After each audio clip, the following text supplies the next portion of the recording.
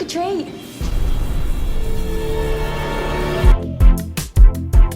Okay, so since it's Halloween and it's 2 years since Doctor Who Flux aired, I thought I'd take the opportunity to do a retrospective review of Doctor Who Series 13, aka Flux, and also because the first ever video I did on this channel when I came back as a Doctor Who channel was a Flux review, but it's now private because the quality of that video was so bad, so I just kind of wanted to give myself this opportunity to just basically redo that video, and I thought Halloween was the perfect excuse for it because it's 2 years since it aired, and obviously the first episode is Halloween Apocalypse. Speaking of which, so for the Halloween Apocalypse, the first time I watched the Halloween Apocalypse, I don't think I really enjoyed it that much. I was kind of struggling to get used to the kind of fast-paced nature of it all and it being quite different to the start of a different format of a new series of Doctor Who with the 6-episode serialization of the series. So it was a bit of an adjustment at first, but then I rewatched it the day after and I really enjoyed it. I think the setup of most of the characters and the plot elements was done really well, and it was done in an enjoyable, engaging, fast-paced way, and it was a good opening to the series that got me really excited for the rest of the series. Unfortunately, all these things that are set up don't really get paid off very well in the end, and it does kind of let it down quite a bit, but obviously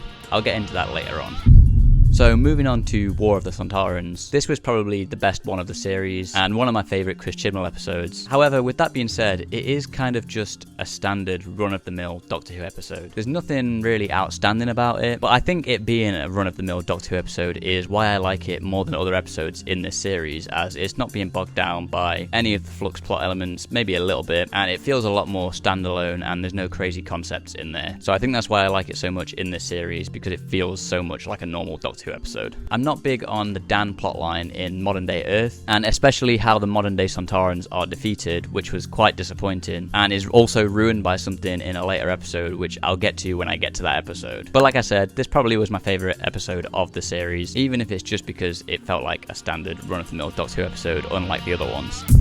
Okay, so moving on to Once Upon Time. This was my least favourite up to this point in the series when I was first watching it. The concept itself is pretty good, and it's a really creative way to try and get around COVID restrictions at the time when they were filming this. But for me personally, it does kind of just lead to a very messy feeling episode that's kind of hard to wrap your head around and is very weirdly paced because of it. The Grand Serpent is also introduced here, who I thought was a very interesting character to start off with, but ultimately for the rest of the series, it kind of leads to nowhere. It's more of just a way to set up the Sontaran invasion near the end of the series, and he ultimately kind of gets sidelined in the end of the series, and when they need to get rid of him in the last episode, it does feel like a kind of tacked on approach to it. Yaz's plot as well in this episode I'm not a big fan of, because it's very clearly just a way to set up the Weeping Angels in the next episode. Like, instead of giving her something interesting to do, they just have her playing video games with her sister that have Weeping Angels in them, and they also use her as the way to do the cliffhanger for the next episode, where for some reason a Weeping Angel is just in her phone, which I don't think is ever really explained.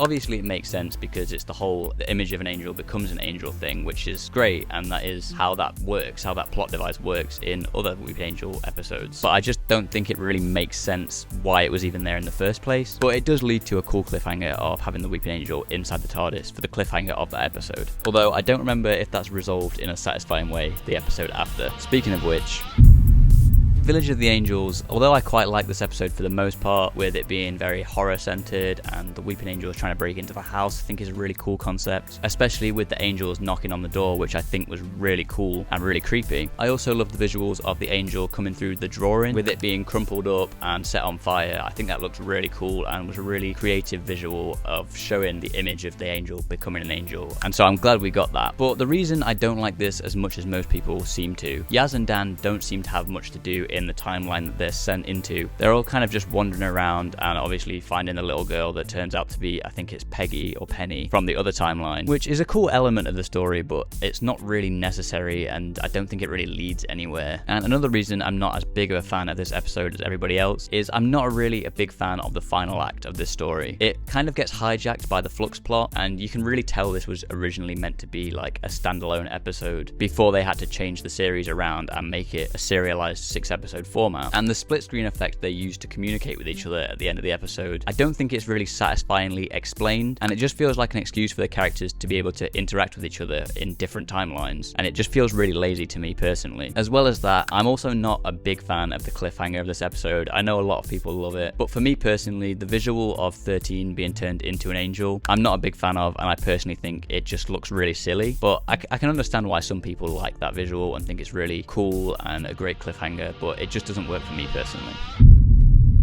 Survivors of the Flux is another not so great episode. It kind of feels like another The Timeless Children, with the Doctor in a room being exposited to by another character, whilst her companions are off doing something else. But we do finally start to get some answers in this episode, instead of just getting more questions each episode like had been happening previously in this series, which is nice. But Yaz and Dan's subplot in this episode is a really big problem for me, because it seems really pointless, because they basically make no progress at all. Basically, the main thing they're doing is they write Carvanista's name really big next to the Great Wall of China, which that in itself is already very strange. They could have done that anywhere and he still would have been able to see it from space. But even after all that, Carvanista then can't do anything about it after he's seen the message, because he doesn't have time travel, which makes this whole subplot feel really pointless and unsatisfying, because they've just been running around like headless chickens the whole episode, coming up with this massive plan that ultimately goes nowhere, and then all of a sudden they just happen across Williamson and his tunnel at the end of the episode, which takes them to where they need to be. So it just felt really pointless and unsatisfying, as they made us get invested in what these characters were doing just for it to not go anywhere. The Grand Serpent is also back in this episode, but like I said earlier, he's kind of only there to set up the Sontaran invasion, and also to be in all the stuff with Kate Stewart and Unit, which, yeah, it's nice to see them back, but that ultimately goes nowhere, and Kate Stewart was really wasted in this series. She does obviously come back in Power of the Doctor, where she does a little bit more than in this, so maybe it was just to kind of hint at that, but it does just feel like she's just kind of standing around in a lot of the scenes doing nothing.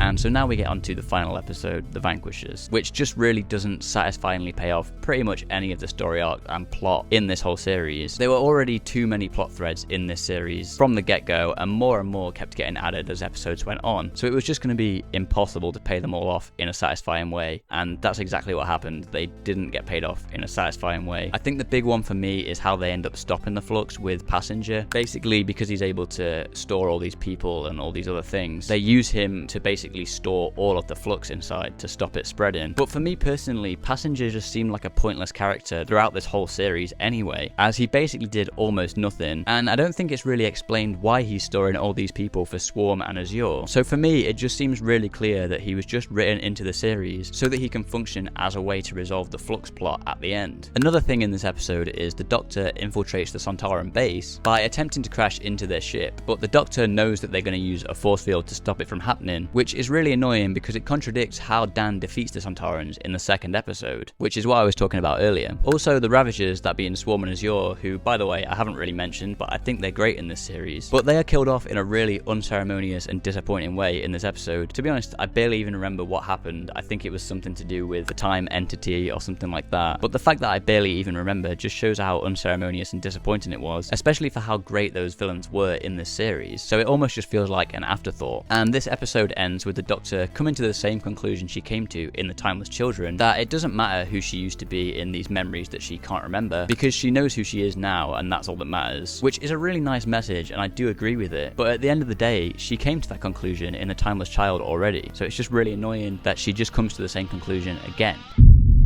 So moving on to the three specials that we got for Jodie Whittaker the year after, starting with Eve of the Daleks. I'm not going to get too deep into this because I've already done a review of Eve of the Daleks, and if you want to watch that, I'll have it linked here. But for me personally, I do have a problem with the plot armor in this story. I know some people don't, and that's absolutely fine, but I am one of the people that does have a problem with it, because this story takes place in confined corridors with Daleks that have brand new Gatling gun attachments, so it just doesn't make sense that they keep missing all these shots until the plot needs them not to. But with that being said, I don't mind how Nick defeats those two Daleks by ducking in the middle of them, as silly as that does seem, because at least that's somewhat creative. But with that being said, I don't hate this episode overall, and I do like the general time loop concept, which is surprising that we haven't really had many or any stories like that before. But yeah, the plot armor for me personally is really hard to overlook in this story. If it doesn't bother you, that's absolutely fine, but it does for me personally. Moving on to Legend of the Sea Devils, again, I'm not going to talk too much about this one because I've already done a whole video on this, which you can watch here. but clearly something went very wrong with this episode. It feels like a lot of parts of this episode weren't filmed, and the editing, probably for that same reason, suffers really bad. And the plot is just not that engaging anyway in the first place. I do still quite like the Sea Devils in this. I think they look great in this, but the plot and editing of this story is just not that satisfying at all. And there's a lot of questionable bits of dialogue in this story and questionable morality from the Doctor as well, which I get into that in my full review, which, like I said, you can watch here if you want to. And finally, the Jodie Whittaker era ended with The Power of the Doctor, which, although the plot of that episode is hanging on by a thread, I actually really liked that episode so much, if only for all the nostalgia and seeing classic Doctors and all the stuff like that. But if you want to know more about what I think about that episode, you can watch my review of The Power of the Doctor here.